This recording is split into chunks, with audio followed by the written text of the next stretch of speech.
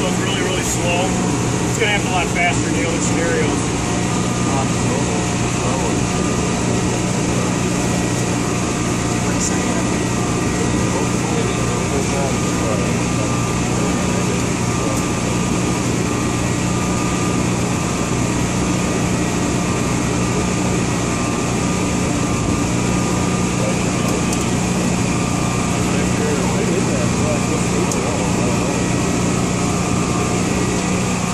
Pretty well stuck at this point, huh? You can probably wiggle yourself out of there because it's so small there's not a lot of pressure on you. But pretty much once you lose the ability to bend your knees, if you think about the way the human body jumps, we squat our knees and we thrust ourselves upwards. Once we lose that ability to bend our knees 2 to 3 once you get product 2 to 3 inches above your knees, you're pretty well stuck at that point. So he's pretty well stuck at this point. So now what we need to do is be the rescuers. Let's go ahead and hop on in.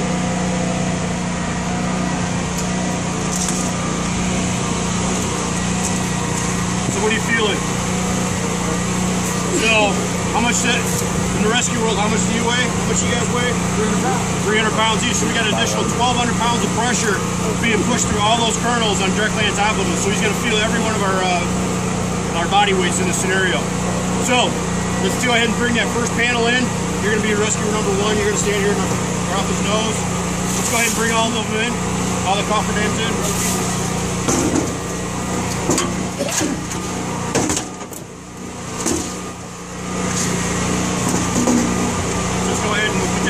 Inches off the front of them.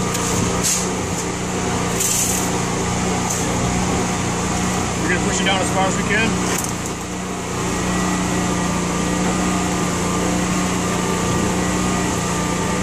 Now we're going to start lining up those B's on the other side.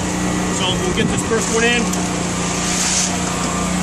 We just set it on top of the grain, get that first one in. We got to make sure that it's setting true, because if you look at the bottom, see how it's separating? So there, let's bring in that back piece over there. Let's get all 3 of them in together. Make sure we get those seams lined up. Hold on before we get too far, gentlemen. Let's go ahead and get that seam. Go ahead and lift that back one up. Lift yours up. Let's go ahead and push it in so we get it lined up. We'll get there, over there. We need to get farther over. Let's go ahead and lift this one up. Take your hand out. There we go. So what happens in this scenario, the panel that pushes it down first, this gentleman here ends up being the person in charge because he can see what's going on. He can see all these seams. You on the outside can't see what's going on that seam over there, so he ends up being the person in charge. So now we have it pushed down. The first one's pushed down. So what I want you to do is reach over and grab this one here. Now I want you to crawl up on that one, use those stairs on the outside, crawl up and push it down.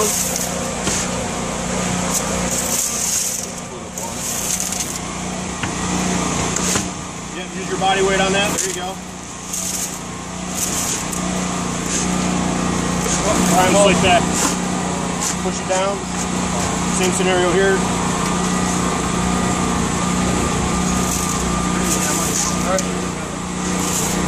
So the victim just indicated that he's feeling more pressure.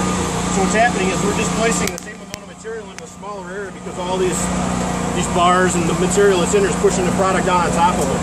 So he's going to feel a slight increase in the pressure as he pushes down around him. So now we're going to bring in the shop vac to remove our victim, the material around our victim. So you use whatever is available to you. Hard hats, scoops, handfuls, whatever, coffee cups, whatever it's going to be.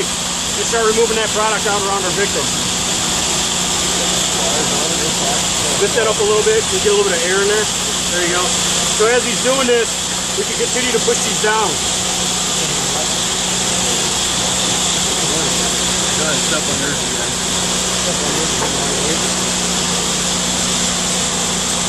Jump on that. Let that pencil. There you go. That's a little better. Yeah, at this point you really don't need to hold on to it. There's enough pressure to hold it in place.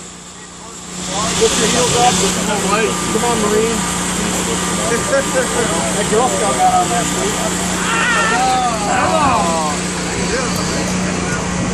Oh, you got slippers on? Yeah. Hey, what, Marines and slippers? Let's go ahead and dump this out.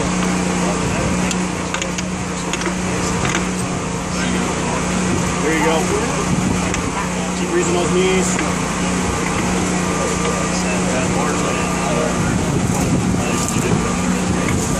There you go.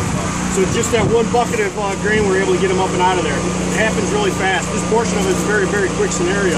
It's all this other rope application is the tough thing to do. So, what'd you think?